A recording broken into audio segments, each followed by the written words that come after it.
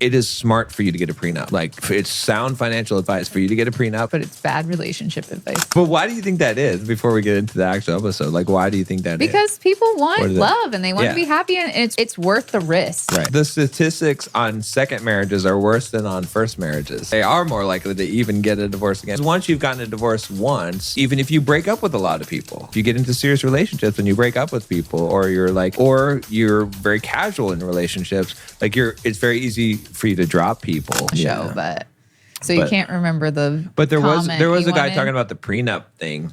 That again, right? Yeah. And so he had a pretty good point about the prenup thing, which was that he's like, if you do not get a prenup, then you will get a prenup appointed to you by the state government, because the default state divorce laws are your prenup. Like, they're dictating. Yeah, which I get that. That makes sense. That's actually probably the best argument that I've heard for a prenup. I still don't buy it completely, because it's like, if you're saying, well, you should at least have one that you've created rather than the state one. Okay, I can get that side of it, but at the same time, the whole idea is that you're committing 100% that there is no. So if it's like, oh, the state one sucks, well then fuck it. The state one sucks. Like I'm gonna, because I'm never gonna need to use it. I'm never gonna need to use it. So who the hell cares? You see what I'm saying? So that's why, like, it's a really good argument. Like, the guy's smart and it makes sense from a legal perspective. Again, like, and this is what I tell guys all the time when they're asking about the prenup thing. I'm like, it is smart for you to get a prenup. Like, it's sound financial advice for you to get a prenup, for you to do all these things. But it's bad relationship advice. Right. Yeah. But it's not, but I'm not giving you sound financial advice. That's not what I'm giving you. If you want to have a relationship where you've burned the boats and you're all in, that's what so it's like, if you're not ready for that, then if you're like speculative on the relationship, then yeah, you should get a prenup. You should not get married. If that's what I'm saying. It's like, if you're going to treat it like that kind of a thing. Yeah. But majority of the guys are asking the question, it is like, it's probably not for you. Like, don't do it unless you're. Yeah, we're not saying that a prenup is not smart, because it's smart financially, like you said, it is smart. It makes sense. It's logical. Yeah. However, if you're entering into a marriage, it's not the right decision, because it's a safety net, like you said from the very beginning.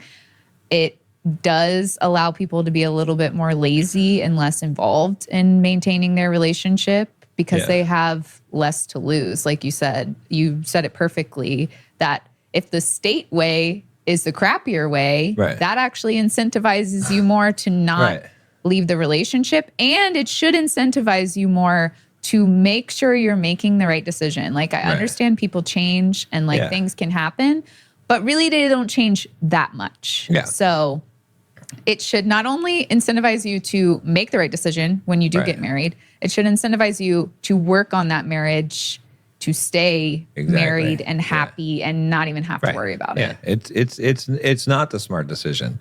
It's like, I get it. Like, when guys are like, oh, these hoes, today with these hoes, I'm gonna get a prenup. I get it.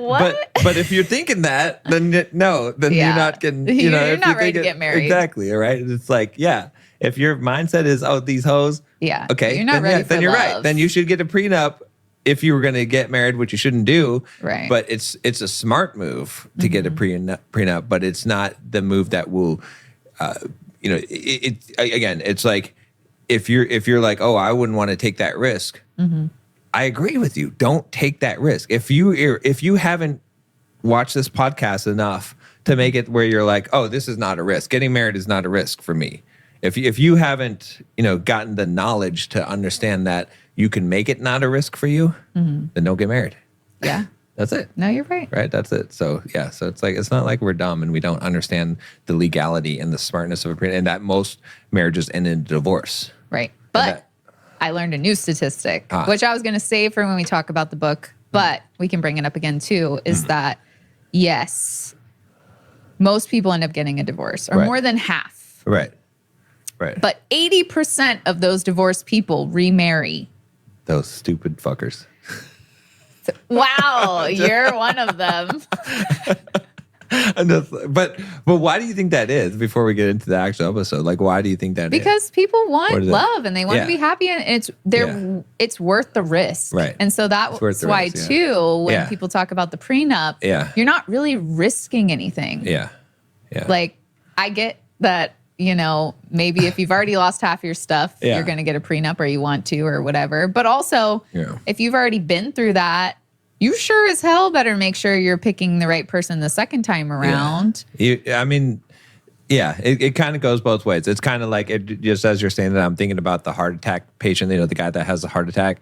And there's like, I can't wait to get out of the hospital so I can go eat me some bacon and eggs for breakfast.